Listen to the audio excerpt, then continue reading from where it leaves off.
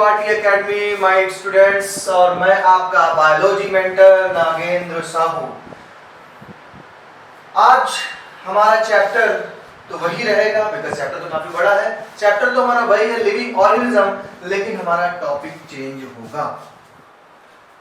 Topic के पहले आपको ये बता दूं कि मेरे प्रीवियस वीडियोस को जो भी स्टूडेंट नहीं देख रहे हैं वो देखते चलें, फ्रेंड्स को बताएं, सब्सक्राइब करें चैनल, जिससे आपको जो भी मेरी वीडियोस आती रहेंगी वो आप अपडेट होते रहें। ओके गाइस, चलिए स्टार्ट करते हैं। आरटी एकेडमी पे हमारा topic diversity in the living world. एक बेहतरीन सी picture diversity of the living world. देखिए कितनी डाइवर्सिटीज हमें दिखाई पड़ रही हैं। गोरिल्ला भाई साहब यहाँ बैठे हुए हमारे काफी लोग हैं। तो देखिए, अब पहली बात तो आपको बताते हैं कि जब हम लोग लास्ट टर्म पे पढ़ रहे थे टॉपिक, वो हमारा टॉपिक था, क्या टॉपिक था हमारा लास्ट टर्म पे? क्या कैरेक्टर, क्या प्रॉपर्टीज हैं लिविंग ऑर्गेनिज्म के। हमने उस जगह पे स्टार्ट किया था, इनिशियल स्टार्ट किया, सब कुछ भूल जाइए, इनिशियल स्टार्ट किया कि कौन कौन सी प्रॉपर्टी आप किससे लिविंग ऑर्गेनिज्म कहेंगे। तो जब हमने लिविंग ऑर्गेनिज्म की कहानी स्टार्ट करी तो बहुत सारे मैंने आपको कैरेक्टर बताए, चलो बहुत सारे नहीं बताए, 5 बताए थे। तो एक growth, metabolism, cellular organization, consciousness, ये हमारे क्या थे? ये हमारी प्रॉपर्टीज थी। इसके अंदर भी मैंने आपको क्वेश्चन बताए थे कि कौन सा क्वेश्चन पूछ सकता है। तो उस वीडियो को देखने के लिए वीडियो देखें प्रीवियस वाले। आगे आज हम क्या कर दिया, अब हमने ये तो पता चल लिया कि भाई लिविंग ऑर्गेनिज्म क्या है, क्योंकि बायो की बात है और बायो में लिविंग ऑर्गेनिज्म आने हैं। तो हमने पहली चीज ये समझी कि आखिर लिविंग ऑर्गेनिज्म है क्या। जब लिविंग ऑर्गेनिज्म को हमने समझ लिया तो अब हम उसकी कैटेगरी की बात करेंगे। रीजन क्या है फ्रेंड्स कि अर्थ पे हमारे अबाउट 1.7 to 1.8 मिलियन स्पीसीज है ऑर्गेनिज्म की। It's not a number of organism, it's species. इतनी टाइप की जातियां हैं, 1.7 से 1.8 मिलियंस की। और इतने सारे स्पीसीज को कैसे समझा जाए, कैसे इतने सारे स्पीसीज की स्टडी करी जाए? तो इस स्टडी को समझने के लिए हमें आगे बढ़ना पड़ेगा। तो पहली बात तो ये समझ लें कि अर्थ पे 1.7 to 1.8 स्पीसीज मौजूद हैं। अभी ना जाने कितने रिसर्च करना बाकी है। तो जो आप ये डिफरेंट वैरायटीज के ऑर्गेनिज्म को देखते हैं, आप उसके लिए एक टर्म यूज करते हैं, वो टर्म है डाइवर्सिटी।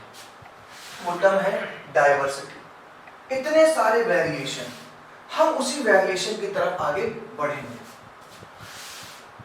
तो डाइवर्सिटी की बात करें तो the number and the types of organism present on earth refer to biodiversity. जो नंबर है ऑर्गेनिज्म के, जो टाइप्स हैं ऑर्गेनिज्म के, हम उसे कह रहे हैं क्या? हम उसे कह रहे हैं बायोडाइवर्सिटी। पहला पॉइंट याद रखिए दिमाग में, बहुत आगे बायोडाइवर्सिटी के बारे में पढ़ना पड़ेगा हमको। तो बायोडाइवर्सिटी क्या है? जो डिफरेंसेस हैं, डिफरेंट टाइप के ऑर्गेनिजम्स हैं, उनको हमने कलेक्टिवली बोला क्या? बायोडाइवर्सिटी। वही बात जो मैंने बोली एनसीईआरटी में लिख रही, number of species described is 1.7 to 1.8 million organisms हैं हमारे पास। चलिए आगे चलते हैं। अब एक टर्म आएगा बेटा यहाँ पर, सिस्टमैटिक्स। सिस्टम से पढ़िएगा सारी चीजें, सिस्टमैटिक भी नहीं समझ में आएगा। जब हम ऑर्गेनिज्म को क्लासिफाई करने लगे कि भाई तुम गधे हो, तुम घोड़े हो, तुम एक्वाटिक एनिमल्स हो, तुम एप्स हो, बर्ड्स हो, उड़ो, तो इन सब चीजों को करते समय एक साइंटिस्टों ने, क्योंकि जो पुराना टाइम था उस टाइम में लोग बस फिर बाहर से देख के हाँ ये बड़े टॉल प्लांट है भाई, ये ट्री है, छोटे है भाई ये हर्ब्स है, और छोटे भाई ये श्रब्स है, ऐसे डिवाइड किया गया। लेकिन जो सबसे बड़ा मुद्दा था जिससे हम साइंटिस्टों ने क्लासिफिकेशन के लिए ऑर्गेनिज्म को डिफाइन करना चालू किया, ऑर्गेनिज्म का क्लासिफिकेशन चालू किया, वो सबसे पहला बेस जो इंपॉर्टेंट बनाया गया वो था सिस्टमैटिक्स। सिस्टमैटिक का मतलब होता है deals with evolutionary relationship between organisms. Organism के बीच में क्या इवोल्यूशनरी रिलेशन है। सबसे पहले ये टर्म दिया गया कि हम जब किसी का क्लासिफिकेशन करेंगे, हम अगर मंकी को, हम अगर एप को ह्यूमन से जोड़ते हैं, तो जोड़ने के पीछे कारण क्या है? कारण है उसका सिस्टमैटिक्स, उसका इवोल्यूशनरी रिलेशनशिप। इवोल्यूशनरी रिलेशनशिप मतलब हम सब एक ही ऑर्गेनिज्म से बने हुए हैं।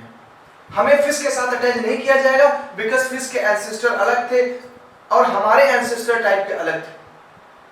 तो क्लासिफिकेशन का जो सबसे बेस बनाया गया कि कोई भी साइंटिस्ट क्लासिफाई अगर किसी को करेगा, ऑर्गेनिज्म को छोटे बड़े ग्रुप में डिवाइड करेगा, ये 1.7 टू 1.8 मिलियन के ऑर्गेनिज्म को अगर क्लासिफाई करेगा तो वो सिस्टमैटिक के बिहाफ पे करेगा, क्योंकि सिस्टमैटिक शो करता है इवोल्यूशनरी रिलेशनशिप। तो इवोल्यूशनरी रिलेशनशिप का मतलब ये हुआ कि हमारा हमारे एंसेस्टर से क्या रिलेशन है, इसके बिहाफ पे क्लासिफाई किया जाएगा। तो ये क्वेश्चन बनता है बोर्ड के लिए कि व्हाट इज सिस्टमैटिक।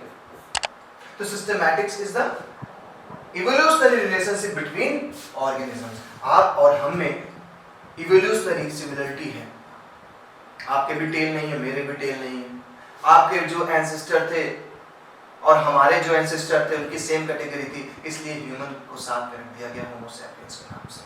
तो सिस्टमैटिक वाला पॉइंट इंपॉर्टेंट है, आगे चलते हैं। ओहो क्या बताया कि आगे हमारे मिस्टर कैरोलस लीनियस, बहुत ही रेयर फोटो देखने को मिलेगी कैरोलस लीनियस के, उनकी ये बुक थी सिस्टेमा नेचुरली। कैरोलस लीनियस देखिए इनकी ओरिजिनल बुक की पिक है, ये ओरिजिनल बुक है ये उनकी, ये आप देख रहे हैं, प्रिंट थोड़ा ब्लर हो गया, बहुत पुराने टाइम की बात है, 1735 की बात है। 1735 में कैरोलस लीनियस ने एक बुक पब्लिश करी, उस बुक का नाम था सिस्टेमा नेचुरली। पॉइंट नोटेबल है बेटा, नोट कर ले पॉइंट की। आपसे क्वेश्चन पूछा जा सकता है कि name the book, name the author of book Systema Naturae. तो सिस्टेमा नेचुरली देने वाले थे हमारे कैरोलस लीनियस, और ये भी पूछ सकता है उल्टा कि कैरोलस लीनियस ने कौन सी बुक पब्लिश करी। लोगों को उस समय ये पता नहीं था कि धरती पे कौन कैसे आ गया, जी रहे हैं बस। कैरोलस लीनियस ने लोगों को बताने की कोशिश करी, हालांकि और भी बहुत सारे फिलोसोफर थे, डार्विन थे, लेकिन कैरोलस लीनियस ने पब्लिक को बताया, अपनी बुक में लिखा कि कैसे इवोल्यूशनरी रिलेशनशिप है ऑर्गेनिज्म के बीच में। उसे नाम दिया गया सिस्टेमा। जो देखिए लैटिन ग्रीक वर्ड्स में सब होते हैं, देखिए अजीब सा लग रहा है, सिस्टेमा नेटवरी, है ना, हम लोग नेचुरली लिखते हैं। देखो यहाँ पर क्या है, देखो कैरोलस लीनियस का कितना प्यारा नाम लिखा है, कैरोली लीनी। ये सब लैटिन वर्ड्स हैं, इसलिए हमें पढ़ने में कुछ अजीब है, लेकिन जब इसको इंग्लिश में ट्रांसफॉर्म किया गया तो नाम कुछ अलग से है, जैसे हमने नाम रखा कैरोलस लीनियस। कैरोलस लीनियस का एक घर का भी नाम था जो बहुत ही कम, इनका निक नेम था, इनका निक नेम था कार्ल वॉन लिनी। इनका निक नेम था कार्ल वॉन लिनी। दूसरा नाम है हमारे कैरोलस लीनियस का, जिन्होंने 1735 में एक बुक पब्लिश करी सिस्टेमा नेचुरली, और इस बुक में उन्होंने सारी सिस्टमैटिक चीजें बताई, ऑर्गेनिज्म के क्लासिफिकेशन के बारे में बताया सिस्टेमा नेचुरली। इसी बुक में हम लोग एक चीज पढ़ेंगे अभी, इसी बुक में उन्होंने बताया था नॉमेनक्लेचर। सबसे पहले नेम देने का जो फेमस प्रोसेस था, वो प्रोसेस सिस्टेमा नेचुरली में मिस्टर कैरोलस लीनियस ने दिया था, और उस नेम देने के प्रोसेस को हम बोलते थे नॉमेनक्लेचर। फ्रेंड्स बिल्कुल भी हटिए टॉपिक से। क्या था टॉपिक, पहले हमने बताया कि 1.7 टू 1.8 मिलियन ऑर्गेनिजम्स है। यहाँ कहानी चालू हुई, सब लिविंग ऑर्गेनिज्म है, लिविंग ऑर्गेनिज्म कैरेक्टर हो चुका। अब जब लिविंग ऑर्गेनिज्म थे तो लिविंग ऑर्गेनिज्म को क्लासिफाई करना पड़ा, भाई हमें बांटना पड़ा कि तुम प्लांट हो, तुम एनिमल हो, तुम हॉर्स हो, तुम डॉग हो। इसके क्लासिफिकेशन करने के लिए साइंटिस्टों से कहा गया भाई आप सिस्टमैटिक करिए। सिस्टमैटिक का मतलब इवोल्यूशनरी रिलेशनशिप से आप क्लासिफाई करिए ऑर्गेनिज्म को। ये नहीं कि कोई लंबा दिख रहा है तो नहीं तुम ये हो, किसी के पूछ के लिए तुम घोड़े हो, ऐसे नहीं, सिस्टमैटिक करिए। सिस्टमैटिक मींस इवोल्यूशनरी रिलेशनशिप जरूर देखें ऑर्गेनिज्म के बीच में। हम उसके आगे बढ़े तो हमने बताया कि जो सिस्टमैटिक चीज सब टर्म था, ये टर्म हमारे कैरोलस लीनियस की बुक में था। कैरोलस लीनियस का बुक का नाम था सिस्टेमा नेचुरली। इनका निकनेम था कार्ल वॉन लिनी, और इन्होंने नॉमेनक्लेचर भी दिया, ऑर्गेनिज्म को नाम रखने का तरीका दिया कि उनकी बुक का पढ़ना है। देखिए बढ़िया से आगे चलते हैं। अब आता है हमारे पास एक टर्म टैक्सोनॉमी। आप ये टर्म देख रहे हैं टैक्सोनॉमी। टैक्सोनॉमी क्या है? देखिए सिस्टमैटिक और टैक्सोनॉमी कंफ्यूज मत होइएगा। सिस्टमैटिकल रिलेशनशिप को टर्म दिया गया कि अगर इवोल्यूशनरी रिलेशनशिप से हम किसी का ग्रुपिंग करेंगे, ऑर्गेनिज्म को डिवाइड करेंगे, छोटे बड़े ग्रुप बनाएंगे, तो हम सिस्टमैटिक टर्म यूज करेंगे। अब आती है टैक्सोनॉमी। टैक्सोनॉमी का मतलब यह है एक साइंस की ब्रांच बनाई गई। देखिए साइंटिस्ट हमेशा हर एक ब्रांच बना देते हैं। लिविंग ऑर्गेनिज्म पढ़ना है तो बायोलॉजी बन गई, केमिकल कुछ पढ़ना है तो केमिस्ट्री बन गई, फिजिकली कुछ देखना है फिजिक्स बन गई। ऐसे बायोलॉजी के इंक्लूडेड हुआ, बायोलॉजी के अंदर एक ब्रांच बनाई गई टैक्सोनॉमी। ये जो स्टडी है, ये जो ब्रांच है, ये ब्रांच क्या करती है? आपको पढ़ाती है ये टॉपिक आइडेंटिफिकेशन, क्लासिफिकेशन, नॉमेनक्लेचर। कह रहा है कि आप किसी भी, देखिए आप अपने आप को उस पॉपुलेशन में ले जाकर देखें कि आपको एक फॉरेस्ट में भेजा गया है और उस फॉरेस्ट में 1.7 से 1.8 मिलियन स्पीसीज हैं ऑर्गेनिजम्स की। आपसे कहा भाई को क्लासिफाई करिए, तो सबसे पहले आपको क्या करना है, सबसे पहले किस बेस पे क्लासिफाई करना है, आपने सबसे पहले दिमाग रखना है। और सर ने बोला था कि हमें जो क्लासिफिकेशन करना है वो क्लासिफिकेशन सिस्टमैटिक के बेस पे करना है। ऐसे समझेंगे तो पूरी चीज समझ में आएगी, सिस्टमैटिक के बेस पे करना है। आप तैयार हो गए? हाँ, सिस्टमैटिक के बेस पे करेंगे, हम इवोल्यूशनरी रिलेशनशिप के बिहाफ पे करना है। दूसरी पॉइंट आपके दिमाग में ठीक किया कि हाँ, हमें साइंस में एक चीज पढ़ाएगी कि सबसे पहले ऑर्गेनिज्म को आइडेंटिफाई करो। आपने आइडेंटिफाई कर लिया कि हाँ भाई ये इसके कैनाइन टीथ बड़े हैं, कैनाइन टीथ बड़े हैं, ये कार्निवोरस है। आप सबसे पहले क्या करते हैं? आइडेंटिफिकेशन करते हैं। वही लिखा हुआ है, कुछ नहीं है, केवल बुक में लिखते हैं, डरावनी चीजें लगती हैं। आइडेंटिफिकेशन आप आइडेंटिफाई करेंगे। जैसे ही आपने आइडेंटिफाई किया, आपने कहा कि भाई हाँ तो कार्निवोरस है, तो ऐसा करो इसको कार्निवोरा में रखो, जहां पे सारे कार्निवोरस एनिमल्स रखे गए जिस कैटेगरी में। आपने क्या किया? उसको एक क्लास में डाल दिया। आपने जब उसको एक क्लास में डाल दिया तो ये बन गया क्लासिफिकेशन, सेकंड स्टेप। अब क्लासिफिकेशन आपने कर दिया, हाँ भाई तुम कार्निवोरस हो, चलो भाई सपोज तुम टाइगर हो, चलो भाई आ जाओ। टाइगर को हमने रखा, जब टाइगर को रखा तो हमने कहा भाई टाइगर जी आपको नाम दिया जाएगा, आपको क्लास में रख दिया गया, अब आपको नाम दिया जाएगा। नाम देने के प्रोसेस को हमने नॉमेनक्लेचर कह दिया। एंड ये सारी चीजें जो आपने करी है स्टेप वाइज की, आइडेंटिफाई किया, फिर क्लासिफिकेशन किया, फिर उसका नाम रखा, आपने जो काम किया यही टैक्सोनॉमी हो गई। क्लियर? तो टैक्सोनॉमी क्या है? ये सारे प्रोसेसेस का क्या है? एक सॉल्यूशन है कि आप जब गए हैं फॉरेस्ट में, आप सबसे पहले करते हैं आइडेंटिफाई। हमने आइडेंटिफाई किया, आप ये कैमरा खड़े हैं, आप पहले क्या कर रहे हैं? आइडेंटिफाई कर रहे हैं किस टाइप का ऑर्गेनिज्म है। आपने आइडेंटिफाई किया, फिर आप उसको क्लासिफाई करेंगे कि हम उसको कार्निवोरस में रखें, हम उसको हर्बीवोरस में रखें। जब आपने कार्नि क्लासिफाई कर लिया तो अब आप उसका नेम देंगे। सबसे ज्यादा इंपॉर्टेंट क्वेश्चन चालू होगा नॉमेनक्लेचर से, गिवन बाय कैरोलस लिन्नेस। चलिए आते हैं आगे। अगला देखिए टॉपिक आपको वही मिल रहा है, basic processes of taxonomy. Basic processes of taxonomy. क्या टैक्सोनॉमी के बेसिस हैं? तीन तो मैंने बताए थे, आइडेंटिफिकेशन, क्लासिफिकेशन, नॉमेनक्लेचर। पहला एक और जोड़ दिया, कैरेक्टराइजेशन। आपको उसका कैरेक्टर बनाना पड़ेगा। कैरेक्टर क्या है? आप गए हैं फॉरेस्ट में, आप कुछ लोग बोला भाई तुम चलो ग्रासलैंड में चले जाओ, आप बोले हम जा रहे हैं एक्वेटिक मीडियम में, देखने कि नदी में जो बह रही है, इस नदी में आखिर कौन कौन से टाइप के ऑर्गेनिजम्स हैं। आप जब नदी में गए तो आपको तो ये तो पता चल गया कि नदी में जो भी होगा वो एक तरीके से एक्वेटिक एनिमल होगा, ये आपने कैरेक्टराइज किया। आपने उसको कैरेक्टर के बिहाफ पे किया कि अगर कोई चीज नदी में है, कोई चीज पॉन्ड में है, तो वो एक्वेटिक है। आपने कैरेक्टराइजेशन किया। फिर आप आइडेंटिफाई करेंगे जो मैंने पीछे बताया, फिर क्लासिफिकेशन। फिर तो आपसे कोई पूछता है बेसिक प्रोसेस क्या है टैक्सोनॉमी का, तो बेसिक प्रोसेस टैक्सोनॉमी क्या है? टैक्सोनॉमी क्या है? वही आप गए हैं, आप रिसर्च कर रहे हैं, आप ऑर्गेनिज्म को ढूंढ रहे हैं, आप ऑर्गेनिज्म को ढूंढ रहे हैं, वो जो आप कर रहे हैं वो पूरा का पूरा टैक्सोनॉमी था। और उस टैक्सोनॉमी में आपने सबसे पहले उसके कैरेक्टर को देखा, वो कैरेक्टराइजेशन हो गया। आपने उसे आइडेंटिफाई किया कि अरे भाई इसको तो गिल्स पाई जा रही है, आपने आइडेंटिफाई किया इसकी गिल्स पाई जा रही है, और गिल्स अगर पाई जा रही है तो ये एक्वेटिक एनिमल है, ये फिश है हमारी। आपने आइडेंटिफाई किया, जैसे आइडेंटिफाई किया आपने उसे क्लास में डाल दिया, किसमें? स्पीशीज। स्पीशीज होता है फिशेस के लिए, आपने तुरंत उसे स्पीशीज में डाल दिया। स्पीशीज में डाल दिया मतलब आपने उसे क्लासिफिकेशन कर दिया, और उसका फिर आपने नाम रखा, वो आपका हो गया नॉमेनक्लेचर। क्लियर? तो ये बेसिक प्रोसेस है टैक्सोनॉमी के। आगे चलते हैं, आगे एक एक टॉपिक को समझते हैं। सबसे पहला टॉपिक आता है हमारा कैरेक्टराइजेशन। देखिए बोर्ड इससे क्वेश्चन नहीं बनाने वाला, क्वेश्चन सबसे ज्यादा जो बनता है वो क्वेश्चन नॉमेनक्लेचर से, लेकिन बात है एनसीईआरटी की हर एक लाइन को क्लियर करना, उस क्लियरेंस के लिए मुझे ये टॉपिक लेना पड़ रहा है। Characterization, understanding of character of organisms such as external and internal structure, structure of cell, development process, ecological information मतलब किस मीडियम में रह रहा है, जो मैंने भी बताया पॉइंट वाला। तो आप किसी भी ऑर्गेनिज्म को कैरेक्टराइज करेंगे, कैसे कैरेक्टराइज करेंगे कि वो किस टाइप की सेल है, क्या उसका इंटरनल और क्या उसका एक्सटर्नल स्ट्रक्चर है, क्या उसका डेवलपमेंट प्रोसेस है, और इकोलॉजिकल इंफॉर्मेशन क्या है, इसकी सराउंडिंग का क्या इंफॉर्मेशन है, वो क्या पेड़ में रहने वाला है यानी टेरेस्ट्रियल या आर्बोरियल है, या फिर जमीन में रहने वाला है तो टेरेस्ट्रियल है, या पानी में रहने वाला है तो एक्वाटिक है। आप इसको सब जब करते हैं तो ये हमारा होता है कैरेक्टराइजेशन। सेकेंड, हम आइडेंटिफिकेशन में चलते हैं। देखिए आप अच्छे खासे खड़े हैं, लेंस लेकर के आप आइडेंटिफाई कर रहे हैं क्या it is the correct description of the organism so that the naming is possible. आप सबसे पहले उसको आइडेंटिफाई करेंगे ध्यान से, जो जो चीजें मैंने बताई।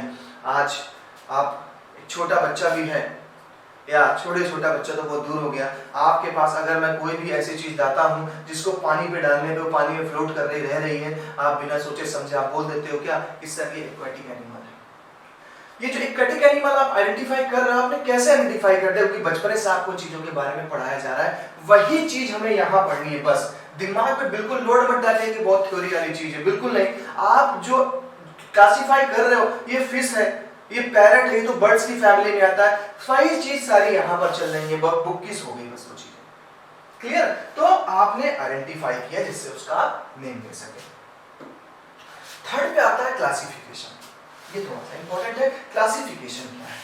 सिंपल सी बात है यार, एक स्कूल में बच्चे गए, उन बच्चों की भीड़ में सारे बच्चे तो एक जगह बैठा के पढ़ाए नहीं जाएंगे, बिकॉज मेंटल लेवल अलग है, इनकी एज में डिफरेंशिएशन है। तो आपसे मैंने बोला गया कि भाई इसको कैसे अरेंज करें, तो आप सिंपल सी बात है, मेंटल लेवल के अकॉर्डिंग आप एक रिटन टेस्ट लेते हो और उस रिटन टेस्ट के अकॉर्डिंग बच्चे को क्लास में एडमिशन देते हो कि तुम पीजी में जाओगे, तुम प्रेप में जाओगे, तुम इसमें जाओगे। आपने क्या किया? आप क्लास में तो भेज रहे हैं, अरे बस क्लास में भेजने का मतलब तो क्लासिफिकेशन हो गया। अगर आप 1.7 से 1.8 मिलियन ऑर्गेनिजम्स को उनके कैरेक्टर, उनके आइडेंटिफिकेशन, उनके कैरेक्टराइजेशन से आप उसको किसी छोटे या बड़े ग्रुप में रखते हो, यही तो क्लासिफिकेशन है। बस तो क्लासिफिकेशन है क्या? ऑर्गेनिज्म को उसके स्मॉल, उसके लार्ज ग्रुप में, उसकी सिमिलरिटीज से, उसकी डिसिमिलरिटीज से स्मॉल या लार्ज ग्रुप में डालना ही तो क्लासिफिकेशन हो गया। बच्चों को डालना वही क्लासिफिकेशन है। यहाँ बच्चे नहीं, यहाँ पूरी धरती के एनिमल्स की बात आ गई, 1.7 से 1.8 मिलियन ऑर्गेनिजम्स की बात आ गई, तो आपने वहां क्या कर दिया? क्लासिफिकेशन। क्लियर हो गया ना? क्लासिफिकेशन क्या है? क्लास में डिवाइड करना क्लासिफिकेशन है। तुम कार्निवोरस हो, तुम हर्बीवोरस हो, तुम उड़ने वाले हो, तुम तैरने वाले हो, तुम दौड़ने वाले हो, यही तो क्लासिफिकेशन है। तो it is the grouping of organism into convenient categories. Convenient categories, जिस कैटेगरी से वो बिलोंग कर रहा है, भाई पानी में रहना है तो कैटेगरी से बिलोंग कर रहा है, आपने इसी कैटेगरी में डिवाइड करने की बात को क्या कह दिया? क्लासिफिकेशन कह दिया। बहुत से बच्चे कंफ्यूज होते हैं टैक्सा पे। ठीक है, टैक्सोनॉमी पूरा था, आइडेंटिफिकेशन, कैरेक्टराइजेशन, नॉमेनक्लेचर, ये सब पूरा टैक्सोनॉमी थी। अब उस टैक्सोनॉमी में क्या है? टैक्सा लिखे क्या है? Taxa is a category. जैसे स्पीशीज, जैसे fungi, fungi is a taxa, fungi is a taxa. Plant also taxa, animal also taxa. एक कन्वीनियंट कैटेगरी ले रहा हूं मैं, जो ये कन्वीनियंट कैटेगरी में लेता हूं उसे मैं टैक्सा कहता हूं, तो कंफ्यूज मत हो। ठीक है, आगे चलते हैं नॉमेनक्लेचर पे। ये सबसे इंपॉर्टेंट पॉइंट है जो क्वेश्चन आपसे पूछा जाएगा, तो इसको जरूर ध्यान से समझें मेरे साथ। चलिए नॉमेनक्लेचर के पहले मैं आपको कुछ अपने तरफ से चीजें समझाऊंगा। देखिए किसी भी चीज का नॉमेनक्लेचर कैसे बना, साइंटिस्टों को इसकी जरूरत क्यों पड़ी, क्यों कैरोलस लिनियस ने इस चीज को हमें समझाने की कोशिश करी। बात तब की है जब किसी भी ऑर्गेनिज्म का कोई पर्टिकुलर नेम नहीं होता था, पर्टिकुलर नेम नहीं होता था, सब एक कॉमन नेम से बुलाते थे। अगर नाम की बात करें तो लोगों के दो तरीके के नाम होते हैं, एक लोकल नेम,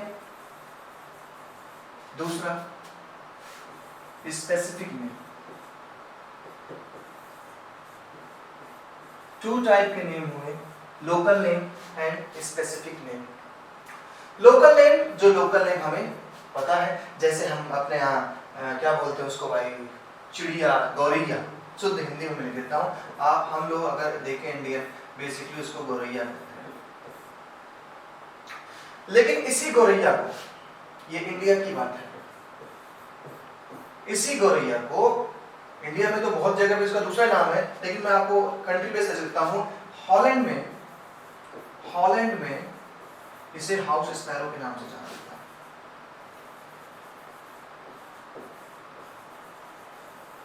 चाइना में सुजू के नाम से जाना जाता है।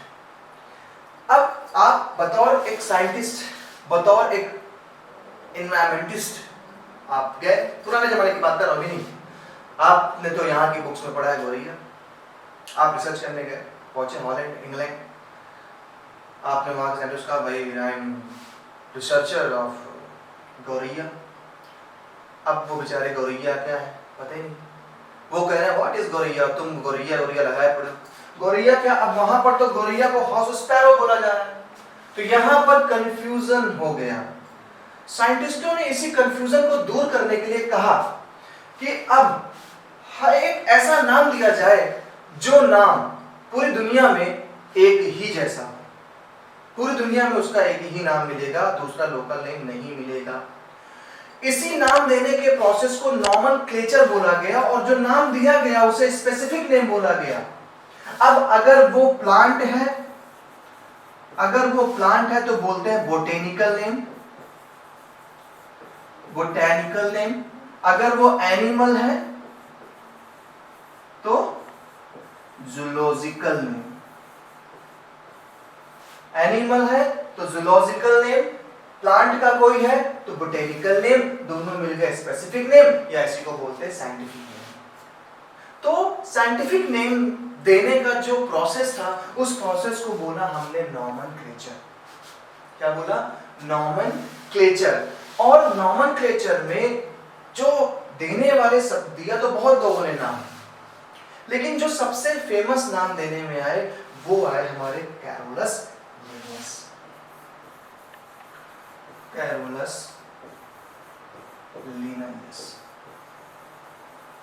कैरोलस लिनियस ने हमें नाम दिया कि भाई ऑर्गेनिज्म के दो नाम रखे जाएंगे, जिसे हम अभी नाम बताएंगे, जिसे इसमें उन्होंने बोला बाइनोमियल नॉमेनक्लेचर। यहाँ तक पहले पॉइंट क्लियर है?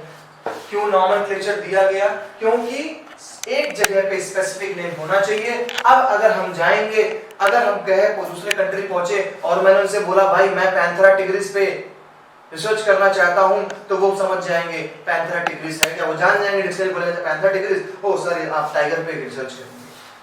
ये है हमारा स्पेसिफिक नेम, और इसी नेम देने के प्रोसेस को हमने बोला नॉमेनक्लेचर। अब नॉमेनक्लेचर नाम तो बहुत तरीके से दिए गए, जो सबसे फेमस है नॉमेनक्लेचर में वो हमारा रहा नॉमेनक्लेचर में बाइनोमियल नॉमेनक्लेचर। चलिए एक्सप्लेन करता हूं, जस्ट अ मिनट।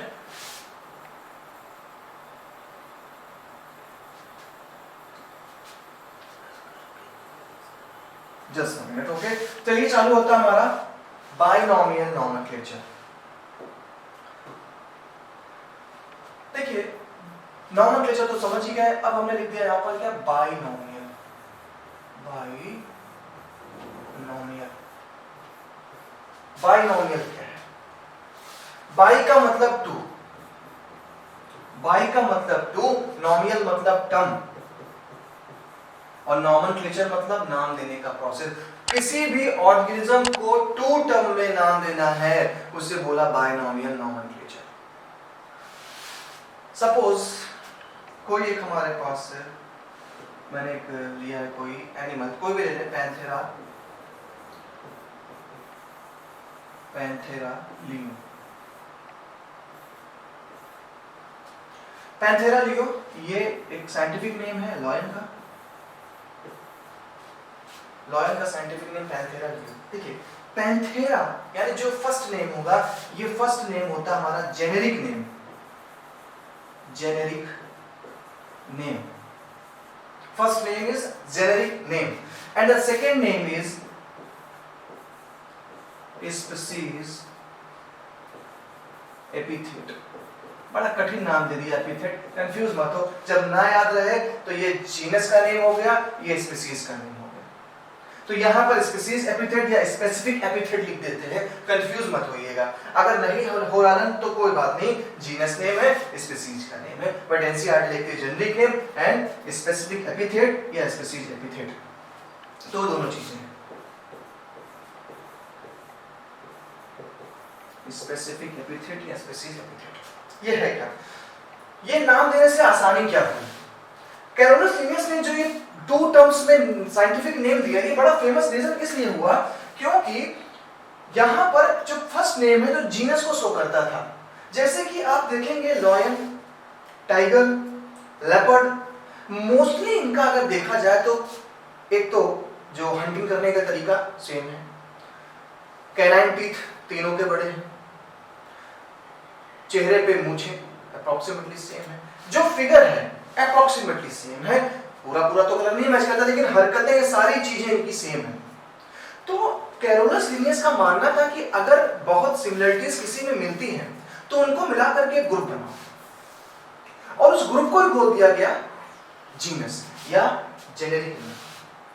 जीनस में अब जितने भी चाहे लॉयन हो, चाहे टाइगर हो, चाहे लेपर्ड हो, सब में जीनस सेम होगा, सब में पैंथेरा लिखा जाएगा। पैंथेरा लगते ही आप ये जान जाएंगे कि पैंथेरा में कोई कार्निवोरस एनिमल है। याद रखिएगा, बड़े प्रैक्टिकली बता रहा हूं आपको कि पैंथेरा लियो हो, पैंथेरा टिग्रिस हो, पैंथेरा लेपर्ड का हो, सब जगह पैंथेरा रहेगा क्योंकि सबकी जो कैरेक्टराइजेशन है अप्रोक्सीमेटली सेम है।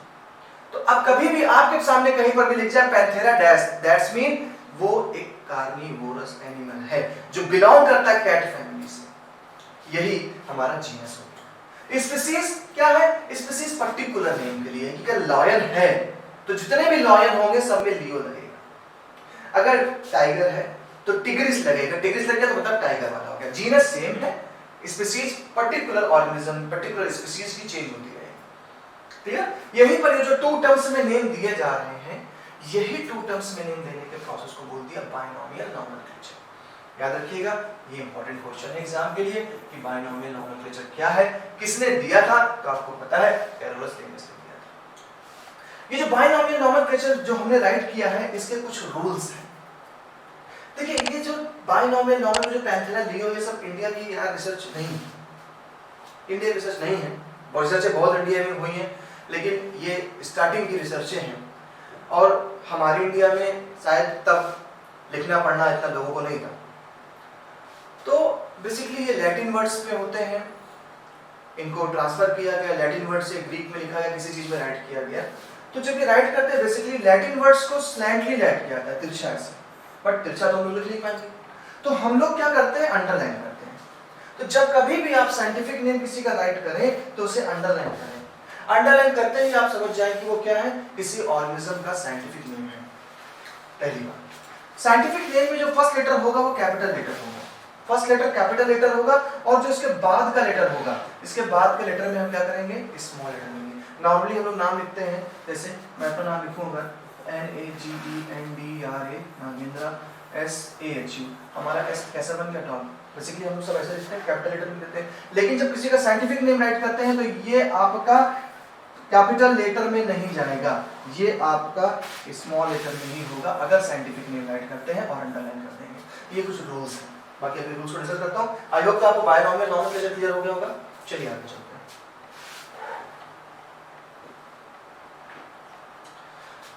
ये वही बायनोमियल नोमेनक्लेचर है, ये हमारे लिनियस सर है, कैरोलस लिनियस। इन्होंने जो चीजें मैंने बताई आपको यहाँ मिलेंगी। The system of naming with 2 components is called binomial nomenclature। NCERT की लाइन है। 2 components का मतलब वही जेनेरिक एंड स्पेसिफिक एपिथेट्स या स्पीसीज एपिथेट, वही 2 नेम हो गए। क्लियर हो गई लाइन ये। It is proposed by Linnaeus. Clear. Botanical names are based on the rules. Botanical name are based on the rule। हम और आप बैठे बैठे नाम नहीं दे सकते हैं, इसके लिए काउंसिल होती है। ठीक है, तो जब किसी का बोटेनिकल नेम दिया जाएगा तो वहां पर लिखते हैं ICBN लेता है हमको, यानी international code for botanical nomenclature. International code for botanical nomenclature, ये बॉटनी यानी कि प्लांट्स के साइंटिफिक नेम देने की एक ऑर्गेनाइजेशन है। अगर यहीं पर हम जूलॉजिकल नेम देंगे, मैंने बोला था कि जब एनिमल्स का नाम देंगे तो जूलॉजिकल नेम हो जाएगा, जब यहीं पर आप जूलॉजिकल नेम देने वाले हैं तो ये बन जाता ICZN, international code for zoological nomenclature. C for code, international code for zoological nomenclature. ये देखिए हमारे पैंथेरा टिग्रिस दिए गए हैं, पैंथेरा यही जीनस है, टिग्रिस क्या है हमारा स्पीसीज है, मैंगीफेरा जीनस है, इंडिका क्या है स्पीसीज है। तो ये दिया है किसने, ICBN ने दिया है ये नेम, और ये दिया है ICZN ने। ICBN international code for botanical nomenclature, international code for zoological nomenclature. देखिए अभी हम लोग लास्ट स्टेप पढ़ रहे हैं बेसिस ऑफ टैक्सोनॉमी का, कौन सा, नॉमेनक्लेचर वाला पार्ट। आगे जाइए, कुछ यूनिवर्सल रूल्स हैं बायनोमियल नॉमेनक्लेचर के लिए, कुछ हमें रूल्स फॉलो करने पड़ेंगे बायनोमियल नॉमेनक्लेचर के लिए। पहला रूल हमारा कहता है scientific name are in Latin और Latinised and written in italics, when handwritten they are underlined separately.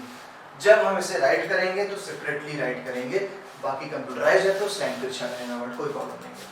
The first word is genus name, generic name जो मैंने बताया, and second was species epithet या स्पेसिफिक एपिथेट, दोनों नाम हो सकते हैं, जैसे कि मैंने आपको पहले बता दिया था कि स्पीसीज एपिथेट भी हो सकता है और स्पेसिफिक एपिथेट भी हो सकता है, सारी वही चीजें हैं। अब आपको एनसीईआरटी की एक लाइन में पढ़ेंगे तो आपको अच्छे समझ में आ जाएगा। जो ये थ्योरेटिकल टॉपिक था, आई होप ये सिंपल हो गया होगा। Genus name start with capital letter and species name with start small letter, as like जैसे मैंने बोला अभी। अथर्स नेम, अथर्स नेम क्या है कि अदर्स नेम जो हमारे आते हैं, कई बार ऐसा हुआ है कि जब किसी भी साइंटिफिक नेम राइट किया है हमने, तो वहां पर अदर्स अपना नेम राइट कर सकता है। अगर आप किसी नई स्पीशीज को डिस्कवर करते हैं तो पहले जेनेरिक नेम डालें, फिर स्पेसिफिक नेम डालें और उसके बाद अपने नाम के 3-4 लेटर लगा कर फुल स्टॉप लगा दीजिए, तो आपका नाम भी महान हो जाएगा उनके साथ, जैसे कैरोलस लीनियस ने किया था। क्या किया था, कैरोलस लीनियस नाम दिया होमो सैपियंस लीनियस, देखिए LINN एंड डॉट लगा दिया, होमो सैपियंस लीनियस लगा दिया इन्होंने, मैंगीफेरा इंडिका लीनियस लगा दिया इन्होंने, अथर्स नेम लगा दिया यहाँ पे जेनेरिक। तो आप भी डिस्कवर करें, आप भी डिस्कवर करें और अपना नेम यहाँ पे लिखिए, अब वही हो कि ऐसा हो, क्लियर। तो ये हमारे कुछ रूल्स थे। यहाँ पर हमने कहानी जो अभी तक खत्म करी थी वो थी हमारी नॉमेनक्लेचर यानी बेसिस ऑफ टैक्सोनॉमी। हमने बेसिस ऑफ टैक्सोनॉमी अभी तक खत्म किया। अब चलते हैं अगला टॉपिक, टैक्सोनॉमिक हायरार्की या टैक्सोनॉमिक कैटेगरी। क्लियर यहाँ तक ना? क्या क्या देखा हमने स्टार्टिंग में?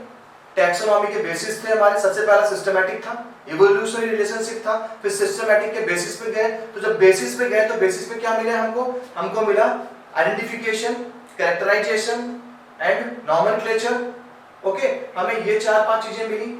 उस पे हमने नॉमेनक्लेचर को फिनिश किया, क्लासिफिकेशन फिनिश किया। नॉमेनक्लेचर में जब हम पहुंचे पढ़ने के लिए तो हमें वहां बायनोमियल नॉमेनक्लेचर मिला। और अब आते हैं टैक्सोनॉमिक कैटेगरी कि जो हम ये आइडेंटिफिकेशन करते हैं, कैरेक्टराइजेशन करते हैं, नॉमेनक्लेचर करते हैं, क्लासिफिकेशन करते हैं, आखिर इसकी कैटेगरी कौन कौन सी है, किस किस स्टेप पे हम ये काम करते हैं, वो हमारी यहाँ पर टैक्सोनॉमिक कैटेगरी दी गई है। कौन कौन सी कैटेगरी है? पहली कैटेगरी है kingdom, largest. Second phylum, then class, then order, then family, then genus, then species. ये हमारी कैटेगरी है। इस पॉइंट पे हम बात करेंगे, इस पॉइंट पे हम बात करेंगे। सबसे जो स्मॉलेस्ट कैटेगरी होती है वो होता है हमारा स्पीसीज। याद रखिएगा, क्वेश्चन यहाँ 2 बनेगा। जो हमारी लार्जेस्ट कैटेगरी है वो हमारी किंगडम की स्पीसीज से कहानी चालू होगी। एक पर्टिकुलर स्पीसीज से कहानी चालू करेंगे। स्पीसीज एक जैसी है वो बनाएंगे क्या? जीनस। एक जैसे जीनस वाले इकट्ठे होकर बनाएंगे फैमिली। एक जैसी फैमिली अगर है, मैच कर रही फैमिली, तुम्हारी भी मैच कर रही फैमिली, उनकी भी, एनिमल्स की इनकी भी, वो बनाएंगे ऑर्डर। ऑर्डर अगर सेम जैसे हैं तो बनाएंगे क्लास, क्लास सेम है तो बनाएंगे फाइलम, और जब कई सारे फाइलम जुड़ जाएंगे एक साथ तो बनेगा किंगडम। एक पूरा का पूरा वर्ड तैयार हो जाएगा, वो हो जाएगा हमारा किंगडम।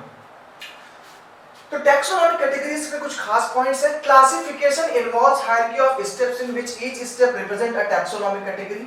हर एक स्टेप को टैक्सोनॉमिक कैटेगरी करेंगे। All category together constitute a taxonomic hierarchy. Hierarchy का मतलब होता है वंशाक्रम, हमारे वंश का क्रम। तो जहां पर वंशानुक्रम हो रहा है तो वंशानुक्रम में इस सब का जो सीक्वेंस लिया गया है वो है टैक्सोनॉमिक हायरार्की। तो टैक्सोनॉमिक हायरार्की में किंगडम राइट करेंगे, फाइलम हो गया, क्लास हो गया, ऑर्डर हो गया, फैमिली हो गया, जीनस हो गया, स्पीशीज हो गया। आगे each category represent a unit of classification. बिल्कुल सी बात है, हर एक कैटेगरी यूनिट को दर्शाएगी। A group of organism occupying a particular category is called taxon। वही जो टैक्सा हम लोग बोलते थे कि एक पर्टिकुलर जो हमारा ऐसे प्लांट है एक पर्टिकुलर टैक्सॉन बना रहा है, एनिमल एक पर्टिकुलर टैक्सॉन बना रहा है, कार्निवोरस एक पर्टिकुलर टैक्सॉन बना रहा है, फंजाई एक पर्टिकुलर टैक्सॉन बना रहा है, यानी कन्वीनियंट ग्रुप है अगर ऑर्गेनिज्म का तो वो टैक्सॉन है। फ्रेंड्स इसके आगे का जो टॉपिक है जहां पर मैं आपको एक पर्टिकुलर एग्जांपल से आपको हर एक चीज का मतलब समझाऊंगा कि फाइलम क्या है, कि बुक की लिखी हुई चीजें फाइलम से मतलब नहीं, वो लर्न नहीं होने वाली है। मैं इसका फ्लो चार्ट बनाऊंगा, आपको दिखाऊंगा कि कैसे किंगडम, फाइलम, क्लास ये है क्या चीज और कैसे साइंटिस्टों ने इसे क्लासिफाई किया, क्या है स्पीशीज का काम, क्या जीनस है, क्या है ऑर्डर, ये सारी चीजें मैं एग्जांपल में आपको समझाऊंगा। तो आज का जो हमारा टॉपिक था वो टॉपिक हमारा बेस्ड था बायोडायवर्सिटी पे। बायोडायवर्सिटी पे पॉइंट्स थे 1.7 मिलियन से 1.8 मिलियन ऑर्गेनिज्म है। आपने सिस्टमैटिक के बारे में जाना, आपने जाना कि क्या हमारा बेस है टैक्सोनॉमी का।